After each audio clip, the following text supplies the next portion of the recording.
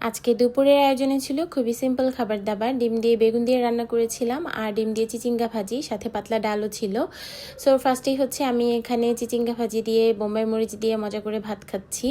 আর এই চিচিঙ্গাটা আমি মাঝে মাঝে চিংড়ি মাছ দিয়ে ভাজি করি, আবার এরকম ডিম দিয়েও ভাজি করি। দুভাবেই খেতে আমার কাছে অনেক ভালো লাগে। আর একটু বোম্বাই মরিচ হলে আসলে যে কোনো জিনিস দিয়েই ভাত খেতে আমার কাছে অসাধারণ লাগে। বাট এখন কেন জানি বোম্বাই মরিচগুলোতে আগের মতো ঝাল বা ঘ্রাণ থাকে না, বাট এই মরিচটাতে খুব ঘ্রাণ এবং ঝাল দুটোই ছিল। আর শেষে হচ্ছে একটু বেগুন আর ডিম দিয়ে ভাত খেয়ে নিচ্ছি। ডাল আমি আর নেইনি। এই ছিল আমার দুপুরের খাওয়া দাওয়া। আমার ভিডিওটি দেখার জন্য অনেক ধন্যবাদ।